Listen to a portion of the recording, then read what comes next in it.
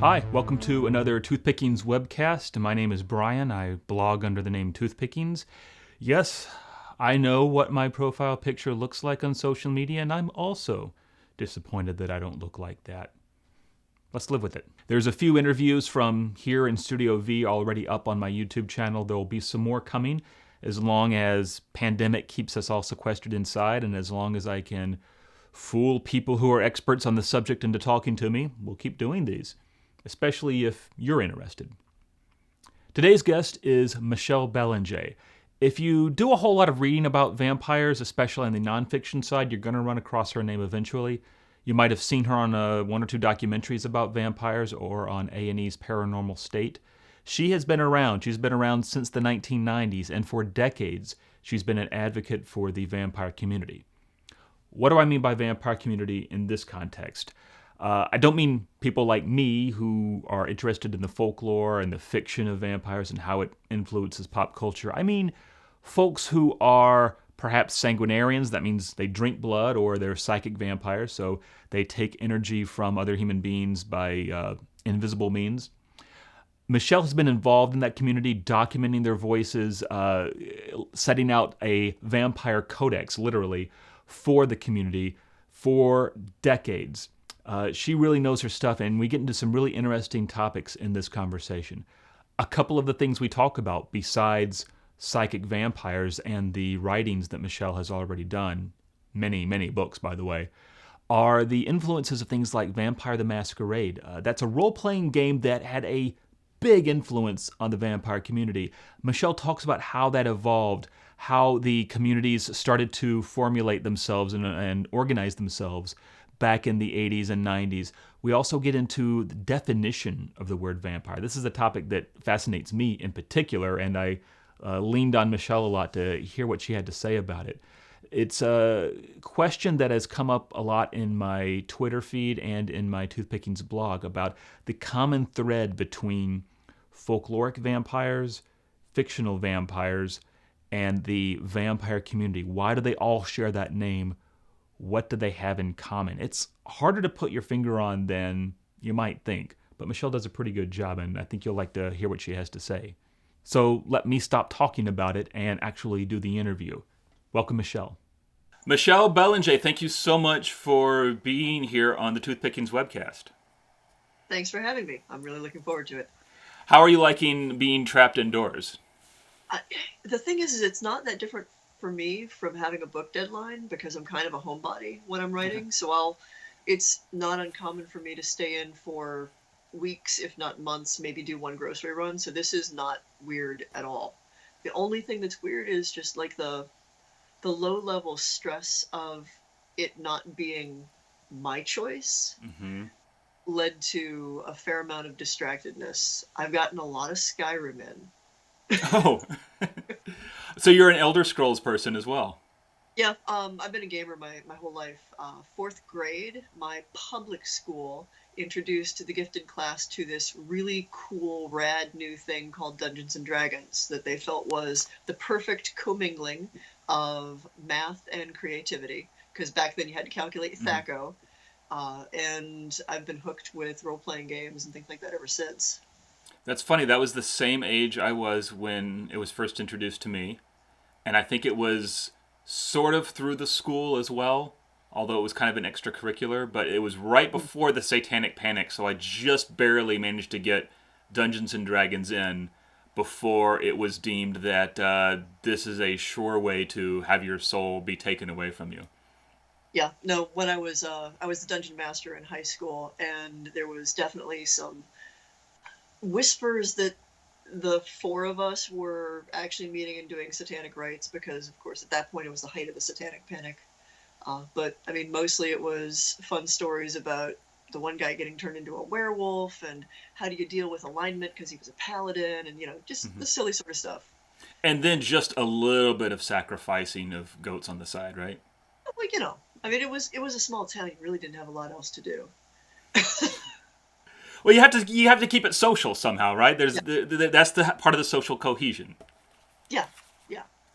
Well, let's leapfrog from turning people into werewolves in Dungeons and Dragons into this world that we're in now and talk about vampires. How do you define a vampire? I've got a couple of definitions based on the category, because if we're talking about the folkloric vampire versus the literary vampire or the pop culture vampire, and then the sticky wicket of like real vampires, they're very different things. The folkloric vampire, especially if you're going with the being that kind of coalesced in Eastern European folklore, is generally a villager, a simple person of simple means, who is a risen corpse, or at least a spirit tied to their corpse. Often a person who was marked during their life, sometimes by a birth defect, sometimes by behavior, sometimes by the way they died. Suicides were common folk that would come back as vampires. So the folkloric vampire is this being that rises from the dead and then takes from the living that which they no longer have, and usually is feeding off of friends, family members, people that they've got a connection to. And that's one thing. And then that, in a lot of ways, got picked up in the 1700s and the 1600s, 1700s, and permeated literary tropes. And so, like, from Ossenfelder's Der Vampire, or Der Vampire because it's German, to Samuel Taylor Coleridge's Christabel, and a bunch of the other early ones, you have this shift from being peasantry to a courtly person, a lordly person. Lord Ruthven or Lord Ruthven is probably the best image of that. We get this vampire as this suave, attractive, almost Mephistopheles sort of character who is undead and immortal and predatory, but very, very sleek about it. Lord Byron. Yes. Oh, absolutely. It's Lord Byron. It is absolutely Lord Byron. I'm glad you said something, because you would not have Polidori's The Vampire without Byron. And Absolutely not. The Lord Ruthven, or Riven, depending on how you want to pronounce his name, is so unapologetically Byron, just with like a thin veneer of I'm gonna pretend to not get sued over this. Well, and for those people watching who aren't familiar with who Lord Byron is, let's put him in a modern context. Harvey Weinstein, but much better looking. He was. I wouldn't make him as nasty as Harvey, because there's some debate about exactly how much of a rascal he was. There's also indications that he was that he was himself abused, and the interesting choice of naming Lord Ruthven may be a call out to the older gentleman who took advantage of Byron as a boy. That is new. I've never heard that before. It was a publisher, and the person's name pops up on one of the only and earliest editions of the Book of Enoch, that's published in like the 1820s. And Byron, some of his more obscure works, he's got one that features the fallen angels Shemyaza and Azazel, and it's completely informed by the story of the Watcher Angels in the Book of Enoch. But at a time when that hadn't been translated into English that we knew about. The one copy I found was published by Ruthven. And so, like, I don't have the most solid, like, but it's this tenuous little breadcrumb trail of, I know there is a person he mentioned as an older gentleman he knew in publishing who had taken advantage of him as a younger man, but was still oddly kind of a friend, kind of in his circle. And seeing that there was a Ruthven or a Riven, because Chelsea Quinn Yarborough has corrected my pronunciation on that. If it's British, it's Riven.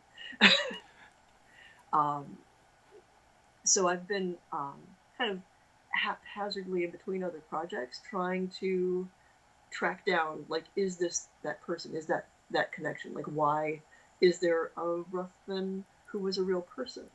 That's fascinating. You're doing the Dracula connection to Bram Stoker, but with Riven / Ruthven / Ruthven. I've been on enough panels that if you are speaking to an audience in the United States and you say Riven, they have no idea who you're talking about. And so it's one of those things where it's like, well, technically the proper pronunciation is this. And if you've only grown up reading it, you probably pronounce it either Ruthven or Ruthven to yourself, and that's who you know I'm talking. That's how you know who I'm talking about. Exactly. And someone who only has read your name might say Yeah, Belanger, but that's yep. not correct. Belanger.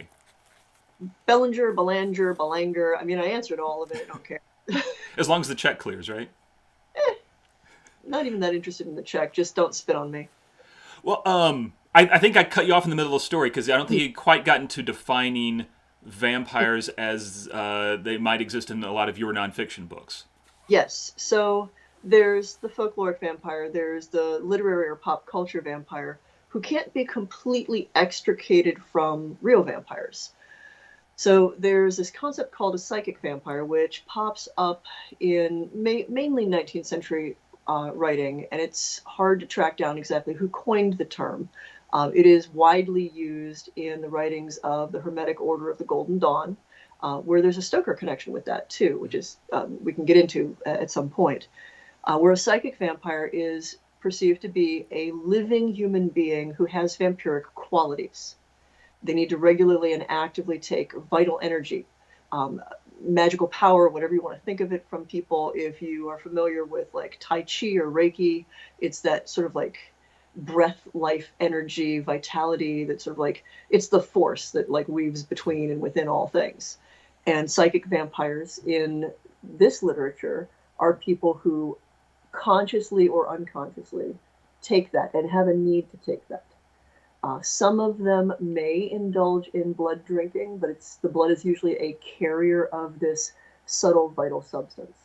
And I ran across the term psychic vampire in the works of Dion Fortune when I was probably 18, 19, trying to find a word for what I thought I was. I mean, I grew up in a family, anybody who's followed me with paranormal stuff, my family, psychic stuff wasn't weird.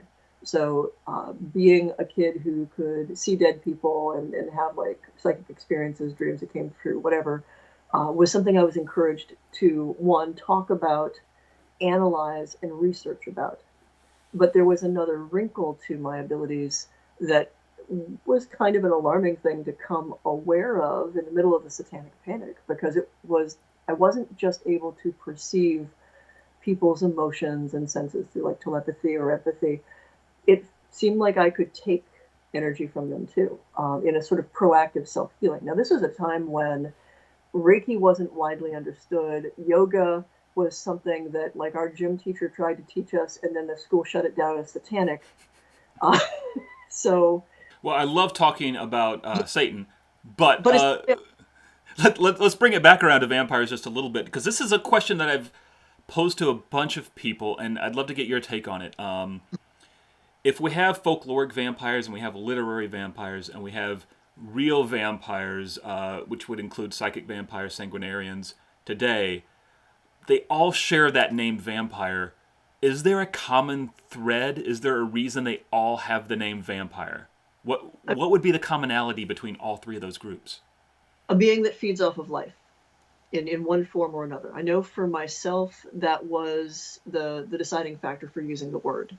Identity politics are a big thing now, but in the 80s and 90s, when I was navigating this identity myself, finding a word was a big deal. But vampire was a really weird word to find. I mean, I will admit, like, I'm 14, 15 in high school going, but I'm not undead. I don't sleep in a coffin unless it's on a lark and it's fun because, there's a story behind that. And so realizing that there isn't a better word in the English language that presents the idea of a being that must take life. And it's not like necessarily a choice. Like there is something integral to a vampire's very essence that they must feed. And so that became kind of the touchstone for it. And there are connections to darkness and night, and being an other. That otherness is also a significant part of it. Feeling like you are a part of humanity and yet somehow significantly different, an outsider by your very nature. the term does have a lot of baggage. I wonder, did you investigate or workshop any other terms that you thought, well, if I use this other word, I won't have to be continually explaining myself to someone else as, no, I don't have fangs, and no, I don't turn into a bat. The vampire community for years would cycle back on that, trying to come up with something better, something that was less charged. And I suspect that the witchcraft community did something similar when they were first starting out.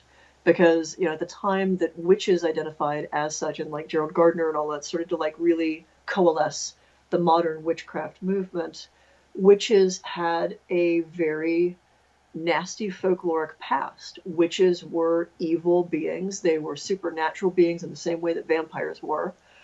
They had been human, but usually they sold their soul and became something less than human. And they were pretty universally viewed as baby killers, minions of Satan, and beings that were out to just wreak havoc and destruction. And there was this process called reclaiming for modern practicing witches to say, here is the folklore, here is this fictional version, and what do we have in common with that witch? We practice magic, we cast spells, there is a tie to mysteries and meeting at the crossroads and circles, but it's not like that. And ultimately, within the modern vampire community, that I think that influenced our choice to just forge ahead and say, all right, screw it, vampire. Vampire it is, and it's different from this. It's one of the reasons why I'll usually stick with psychic vampire, because it's at least one step removed from, stalking around in a cape like Dracula. Yeah, there's a qualifier. Yeah. Well, Not that I stalked around in capes. I mean, I'm a goth. Well, demystify this for me a little bit, because I'm sure someone is thinking, well, oh, you're talking about people who really call themselves vampires. What is the cape to Widow's Peak ratio? Do they all live in a house like in What We Do in the Shadows? What is it? What does it look like? It looks like a lot of different things. As with any identity, there are different varying shades of how much the person also takes on the pop culture portrayal of it. So there are definitely people who the wearing all black and wearing fangs and having, bats and stuff around your house, not actual bats, but, little bat danglies and whatever, is a part of their aesthetic. Part of, I think, coming to terms with this very charged, complicated word and the many layers of what that identity actually means leads some people to wear it on the outside as a way of claiming it. But this is the same way that in the gay community, you've got queens who are like, whoa, and then you've got the nice, quiet, what I think of as like the quiet British queer who's just maybe a little bit fussy about their tie, and that is about the extent of it. And they don't fit any of the stereotypes or the tropes. Same goes for the vampire community. There are perfectly ordinary soccer moms, people you would never, ever suspect. I know vampires who work in the health industry. I know a vampire homicide detective, as cliche as that might be. Oh, there's a book right there. That's a whole series. And actually, my favorite one is the fellow who is also an antiques dealer and goes out of his way to collect items that he feels are tied to his past lives. His name isn't Barlow, is it? It's not. Okay. It's not. Did you approve of the use of a psychic vampire in What We Do in the Shadows, speaking of that show? I thought it was cute. It's always fun to see how it sort of like pops up and whether or not, basically who their influence is, like where did they do their research. What was it? South Park has a vampire episode that is so obviously one of the characters is Don Henry, because he had like this little verbal tick at the time that he did an interview with Tyra Banks, and he kept saying per se and not using it perfectly right. And so that character in South Park just per se's his way through it. And then they've got the girl who's a psychic vampire, and I'm like, You think so? Not quite me. not as much as in True Blood with Pam's initial outfit, where that was a conscious thing. I worked behind the scenes with some stuff on True Blood. Um, what we do with what we do in the shadows, the different varieties of vampires are kind of delightful to see. For me, the excitement is like, okay, how are they going to make fun of it? I was excited to see a psychic vampire in that show because I'm sure it's been portrayed before. I had not seen it portrayed before in a dark or comic light. And have it explicitly say, oh, yes, I am a vampire, and yes, I am going to sap your energy in the most hilarious way I possibly can.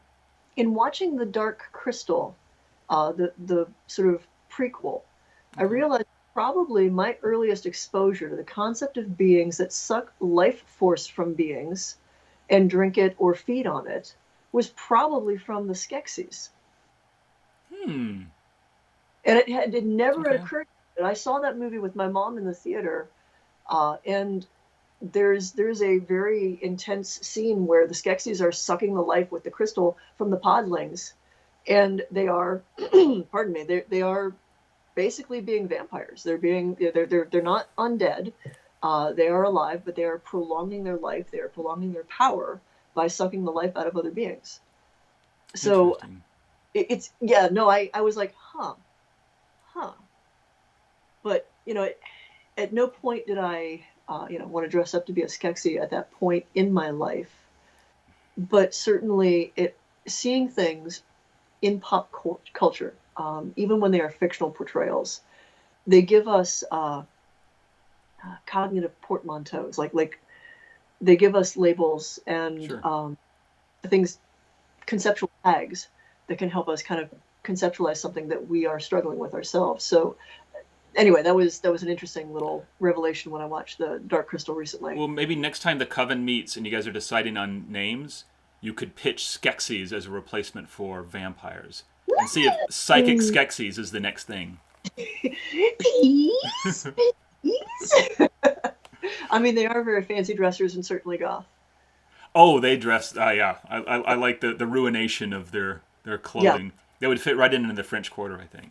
Yeah, they really would. It's sort of like somebody took a Cambriel outfit and just distressed it. Well, we couldn't call it Psychic Skeksis because that would mean you would have to completely revamp some of your books, like the Psychic Vampire Codex.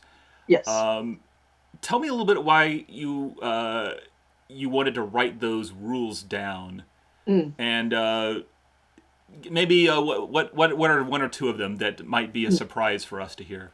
First of all, accepting the identity of vampire, going, I am a psychic vampire, was a huge leap. I'm a National Merit Scholar. I was on my way to fast track to a PhD, becoming a college professor, and so it was a weird, difficult journey to go, no, this is real. This is my reality. This is who I'm going to be. And that journey was complicated enough to accept it, to internalize it, to go, this sounds crazy, but here's what this actually is.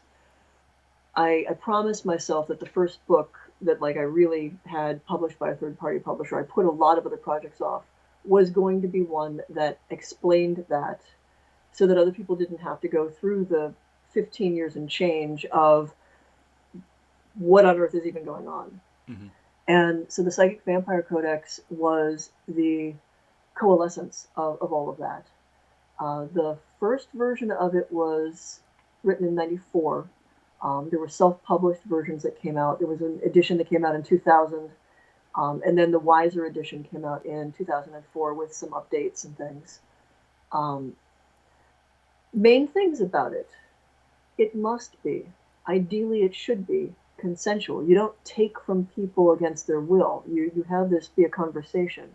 Another thing that many people find surprising is it's not a bad thing.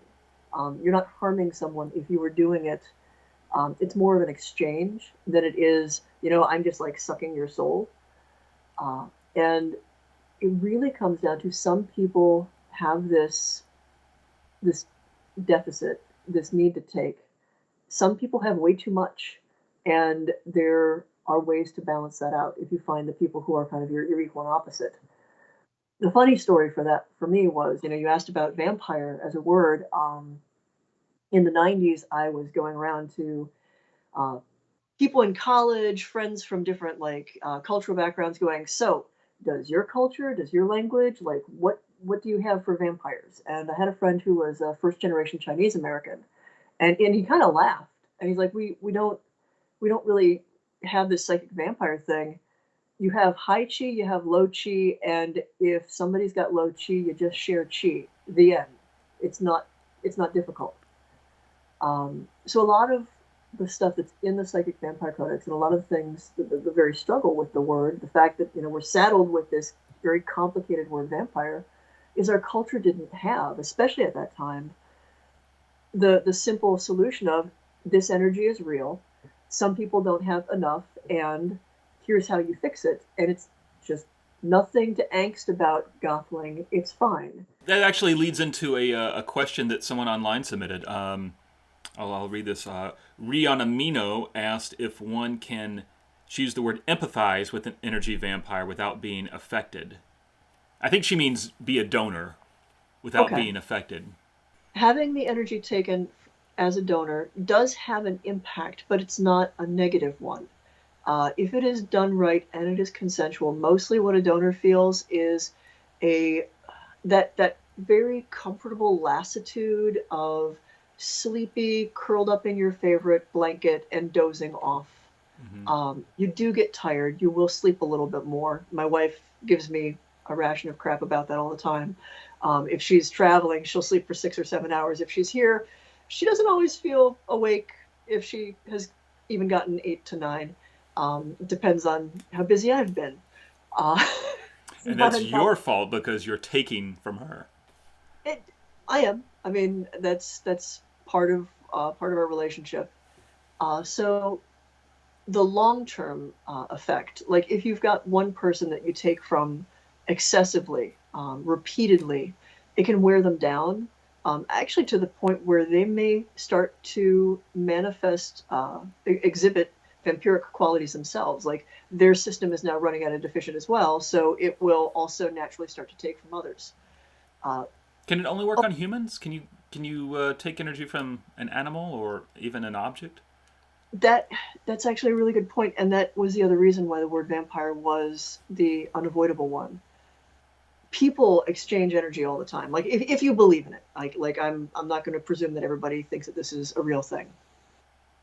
Every conversation we have, every intimate contact, every argument, every time we go walking in the woods, like energy, life energy is everywhere. It's we exchange it with the natural world around us, with the people around us, with the animals around us, and for most cases, it's a fairly equal give and take.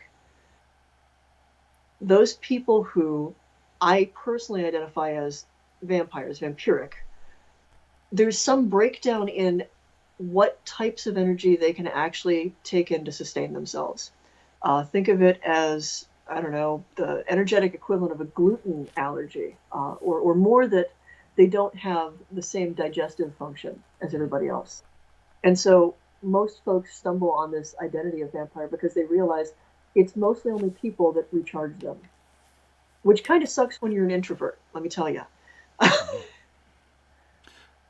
You wrote a book called Vampire Voices where you interviewed a lot of self-described vampires.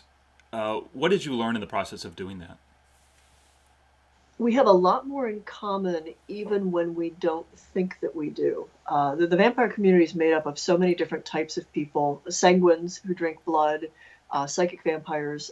There's a subset of sanguines who are called medical sangs, who don't believe in anything woo, weird, or psychic. To them, there is like literally a physical need that they are sating, that they are basically medicating themselves by drinking small amounts of donor's blood.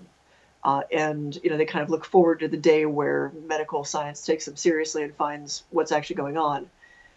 Uh, with the Vampire Voices project, what I found the most was everybody had gone through that process of, this is the stupidest freaking name I can pick for myself. Nobody's ever going to take me seriously, and yet here's what I'm stuck with because I don't have anything better. And Some of them were, your mileage varies on like what a person's background is and like how much analytical, critical thinking they've got. But almost everybody who really goes, nope, I'm a vampire, has spent a lot of time going, what else could this be? Because I'd really rather not if I can avoid it. How do I get around it? Nope. Okay, so this is now my reality. What does that mean? You must run into people who are eager to have that term attached to them, though. Yes. Yeah, there is a whole set of the vampire community that are usually called lifestylers. And the best way I can describe lifestylers are, think of that guy who lives in Manhattan and he has never seen a cow in his life, but he is really, really into country western music. Oh, sure. Okay. He has the hat and the belt buckle and like the whole aesthetic and the philosophy of the cowboy. Like all of this is just a part of his personal aesthetic, his worldview, and that's the lifestylers. The vampire, typically the vampire that we know from pop culture, informs their dress, their taste in art, the art that they themselves produce. Usually also some of their personal philosophies, if not actually their religious practices. I'm clearly I am not a vampire, despite having pale skin and having an affinity for old castles and sometimes liking to bite in the heats of passion. But yet, No? because I write sometimes about vampires, about once a month I'll get someone DMing me saying, "Can you turn me into a vampire?" Now, how often do you get that email? Daily? Hourly? Often enough that I actually have a chest, especially back when I had a PO box that people would mail everything to, that I saved some of them, and there's some real fun ones that we will pull out at parties. I have got asked to give the dark gift in those terms, fairly, or like, I want to be a vampire. How do I, point me to the real people to make me a vampire? And it's just, it doesn't really work that way. The way I understand vampirism, especially psychic vampirism, you're born this way. All of the folks within the community who spend time like really analyzing this, and some of us actually start like digging around in family stuff and family traditions. I had the chance to meet my maternal grandfather in my middle 20s or so. Long story, complicated family. But as we got to know one another, and as the Vampire Codex was coming out, it turned out he was just like me. It was something that he never called himself a vampire. He didn't have a word for it. I mean, this was a light heavyweight champion of the European theater, World War II vet, decorated vet, very smart, musical fellow, and he would just juggle girlfriends because he knew that sex was the best way to get what he needed, where he would give his partners something that they enjoyed. He'd take the energy that he needed, but he knew that he needed to cycle through a bunch of different people because if he stuck with one lady, he wore them out. This just sounds like a dude, I gotta tell you, Michelle. It just sounds like a dude. I know. It's not uncommon for folks in the vampire community to be polyamorous as a result. But the difference between my grandfather's approach and polyamorous vampires who have multiple partners is everybody needs to know what's actually going on. Like, it doesn't work. Well, actually, you end up getting gut shot by your wife's Irish relatives for cheating, like my grandfather did, if you aren't, making sure that everybody's consenting. Well, thanks for making my joke go to a dark place. Jeez. Sorry. My actually made it a more fascinating story. It's a hilarious story. But yeah, that's my family are all characters. I'm the normal one. But you know what? For being someone who is a vampire and has written so much about vampires and paranormal, you don't come across as being out there or spacey. I don't expect you to pull out a Ouija board and start reading palms or anything like that. I was a bit of a firebrand. I will say that in college, definitely, I was a little bit more goth spoopy. There was definitely a period of time where, like, the whole cold eye. I probably looked ridiculous, it's really good that cell phones didn't exist, and there's not a whole lot of photographic evidence at this point. Well, don't knock the goths, because that's my Oh, demo. That's my demo. They're watching right now. I'm still a goth. I was just a little bit over the top when I was 19. But I also think that there's some fun in being able to do that. Like, have your cake and eat it too. Sure. And that's one of the other things that's, I think, complicated for lifestylers in the vampire community is, when you adopt a word like vampire as part of your identity, there's no way that you don't get saturated by the pop culture portrayal of it. And so, yeah, I've got some cute little bats around my house. I think they're hilarious. I have slept in a coffin, mostly on a lark, and partly because I was in the production of Oliver. And that was the best place to not get mucked around with, because I found very quickly catching a nap in the green room means that you wake up with Sharpie on your face. Not good right before you go on stage. No. Well, speaking of the goths, one of them had a question for you. I Dream a Dream on Amino. Wanted to ask just about your writing process. I think especially with maybe your nonfiction, how much are you outlining everything before you dive into a book, and how much of it is kind of a discovery process as you're writing a nonfiction book? Nonfiction's easier for me than fiction, in terms of like how things kind of like follow naturally one thing to the other. But I'll be honest, I try to outline. I feel like a good author outlines, and I must be a bad author because I'm shit for it. At best, I usually jot down like kind of like what I want in chapters, and then I just let the information fall together for itself. With nonfiction, for me, that's really easy. I do, well, the Dictionary of Demons is probably a pretty good indication. I do some pretty intense research. I adore research. I am never happier than when I have got like 5 stacks of different books that I'm like cross-referencing and digging through. And, the older and more obscure, the better. So that involves a lot of note-taking and then sorting those notes. When something is going to involve a lot of footnoting, probably more so than an outline. And this is old school. I think that there's programs that let you do this, but I do it by hand. I get note cards, I take the relevant quotes and their citations, and I just put everything on index cards that I'm going to need at some point, usually with like a key little phrase at the top. So I can just kind of flip through them really quickly when, I'm in the process of writing and the words are flowing, and then I need to go, and here's this quote from source A, and just kind of drag and drop that in, and then, type it up from the note card. So like a lot of, I think, older writers, some of my process is longhand first. I usually curse myself about halfway through typing it all up. And yet there's something very vital to me for getting the thoughts out in that first draft, at least partly by writing it by hand. But outlining, I can't think of a book where I really, if I outlined, ever stuck to it. Is that the same in fiction? Fiction's actually harder for me. The one thing I have learned with fiction is if I want to challenge myself and probably cry in a corner on a regular basis, write stories.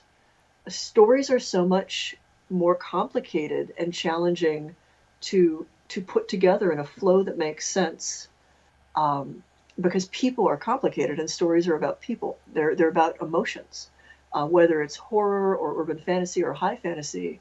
Your main thing is the characters and how they feel, and that's not always logical, and it doesn't always follow your idea for where the story is supposed to go. I've got a series called the Shadow Side series, and it's the first book's Conspiracy of Angels. Honestly, it's my vampire fiction. I wanted to have a bunch of different types of vampires. Every one of these tribes of fallen angels feed differently. The Anakim are psychic vampires, and the Nephilim are pretty classic blood drinkers. And everybody else has a different way of doing things.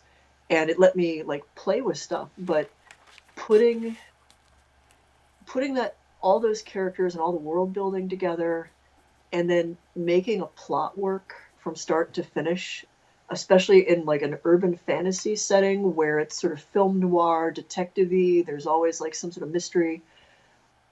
That's hard. I mean, I have huge respect for people who, on a regular basis, just sit down and make stories from start to finish.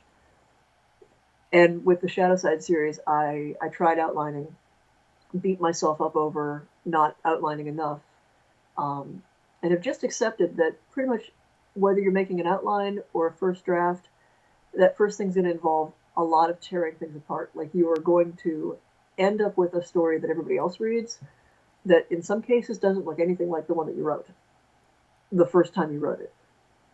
That's fascinating, but tell me about how a game could influence some of your writing, like Vampire the Masquerade. Oh, Vampire the Masquerade is, well, first of all, one of the things to understand about that was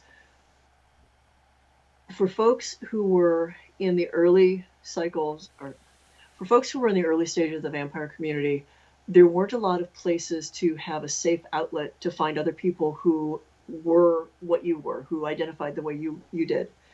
So in the same way that D&D kind of created a social outlet and social network for many of the folks who were really getting into Wicca and witchcraft and magic, Vampire the Masquerade, especially the Vampire LARPs, live action role-playing games, gave people this opportunity to, one, play and play with identities and just kind of have fun, but also kind of play spot the person for whom this is more than just make-believe. Okay. I shamelessly used the games as such. So we didn't have a common language. We really didn't have a well-connected community at the time. And a lot of people don't realize that I ran games as a contractor for Wizards of the Coast. I ran massive Vampire the Masquerade games at Origins and Gen Con in 95, 96, 2000. And I did this thing where I would I put dog whistles for actual occult practices, actual vampiric stuff, like the real sort of stuff in characters' histories, and just kind of like drop stuff throughout the games and see who bit. At the end of the game day, I would let people know, the game is over, but if you want to have a conversation about any of the themes, any of the stuff, any experiences that you've had, come to HQ and we'll take our characters off and just sit around and talk. And I met a lot of the folks in the early vampire community with whom I bonded through that first. For the longest time in the vampire community, that was a dirty little secret. A lot of people did not want to admit that there was a lot of cross-pollination between the role-playing game and the real community. But even like the New York City community, the Court of Gotham, they had this thing, the Black Veil, which started off as just the house version of the traditions of the Masquerade, because it was a vampire LARP first. Endless Nights, which has become this big thing, this yearly, usually New Orleans-based event, hosted for real vampires, as well as a whole lot of lifestylers. Realms of Fantasy magazine, 1998. I still have the ad for it. Advertises Endless Night as a massive vampire LARP. It is a live-action role-playing game. So this intersection between reality and play. What better way to become comfortable with an identity than to take some time and play with it, to put it on like a costume and see, does this fit? It's one of the reasons why role play is very effective. It's frequently a tool in therapy. You adopt different characters to kind of stretch your legs with different aspects of your personality, to sometimes reframe through cognitive behavioral therapy, put yourself in the role of somebody else to understand them better. Let's run with that idea for a second. This idea of trying on something to see if it fits, because I get this sense, and this is just me, I get the sense that there are a lot of people out there who identify as psychic vampires who are not. Do you find that there are many people just trying this on to see if is this an explanation for me? Is this a solution to whatever my problem is? And it turns out to not be anything after they try it for 6 months? No, and there are definitely people for whom this gets into that weird question of identity of like, where do my rights to tell you that you can or can't? Sure. Can anybody learn to take energy like a psychic vampire? Absolutely. There's a couple of occult groups that will cheerfully take your money and teach you how to do that. Does that make you a vampire? That depends on, how strictly you want to define identity. Personally, I do. If we're only talking about belief, I believe myself to be a vampire. I don't have any right to say this is or isn't a thing. But I can believe that I'm an eggplant, and that's not going to make me good in Parmesan. So I do personally think that there are certain qualities that define this as a thing, that it's not just some clothing that you put on, that there are some real repercussions as well as real responsibilities that go with it. And so I personally am inclined to say that not everybody who calls themselves a vampire is strictly vampiric. And that's where I make the difference. You can call yourself a vampire. Are you also vampiric? Is this also a quality that has an impact on your daily life, has an impact on how you interact with people and how you experience the world? Is it something that you can put back down, or is it something that you have no choice but to carry? I like that. I think that might be a really good place to sort of bring this whole thing around to an end. Is there anything else you want the world to know about the vampire community as separate from fictional vampires that we read about in a book or see on a screen and folkloric vampires? What else do you think that the world needs to know? Well, I mean, the vampire community is much bigger than I think anybody expects it to be, in probably the tens of thousands around the world. Much more varied, many different ethnic backgrounds, many different cultural backgrounds, many different religious backgrounds, from vampire atheists to Islamic vampires. The thing to know about the vampire community is the word is important to the folks in that community for a reason. They're not taking that word for attention. They're not trying to be rebellious teenagers with it. If you've taken such a problematic word and made it part of your identity, you have done so with the full knowledge that most people aren't going to accept you, believe you, or take you seriously. And if you've done that, it's because it's very important to you. It's the face tattoo of labels. Yeah. You don't put on a face tattoo unless you mean this. This is for real now. Yeah. It is a movement that is quasi-religious because it definitely leans into belief. You have to believe that people can take vital energy, that there's some sort of vital energy that may be passed in blood, and belief is a part of it, but I wouldn't call it a religion. I think we would do ourselves a huge favor if we were a religion, because there would be a lot more protections. But we're not.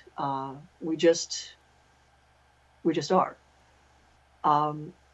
The final thing I'd say is, if you run into someone who claims to be a vampire and who is attacking people, who is feeding off of people without their permission, that is someone who is not a part of the community. For a community to be a community, there is, if not structure, at least societal expectations, mores of behavior. And the vampire community exists as such because we all choose to be thinking, rational beings who will work with donors only with their consent, who, while we adopt the term of a predator, are not predators ourselves. Beautiful. Michelle Belanger, thank you so much for your time. This was a great interview, and I think I know I learned some stuff I had never heard before. So I'm excited. I'm excited to learn more, especially about the origins of Ruthven. Yeah, seriously, run Ruthven. I'm fascinated by that. I've never heard that before. Run down that rabbit hole. I've got you'll be looking for an edition of the Book of Enoch published in 1820 in England, and look at the publisher mark, and then just try to figure out who that it's. All right. Well, thank you so much, Michelle. Thank you. Thanks again to Michelle Belanger. Thanks to you for watching this. Michelle, like all the other guests I've had on so far, didn't ask for a plug, didn't ask for any kind of promotional, and you could tell that in the interview. She wasn't promoting her books or anything, but yet I still want to put some links down below here to Michelle's work, her music, some of her books. There's too many to list individually, but you can find them all at her website. There is quite a bit of material there. If you found what you heard today interesting, I would encourage you to read some of Michelle's stuff and learn a little bit more about the vampire community. Oh, before I forget, this interview ran kind of long, so I removed some of it just to keep it to a manageable length. But there was one discussion that I thought was really interesting, so I wanted to make it its own freestanding extra. It's all about the Satanic Panic. Me and Michelle got into quite a discussion about what that was and how it came about. If you don't know what the Satanic Panic was, I'm not going to talk it to death too much, but it is one more reason why scholars are still racking their brains to figure out what the hell was wrong with people in the 80s. Take a listen to that extra. It's really interesting. So until the next time we do one of these interviews from Studio V for the Toothpickings webcast, please stay safe, keep your loved ones safe, and do remember that the best protection against COVID-19 just happens to be the same as the best protection against vampires. Don't invite it into your house. See you next time.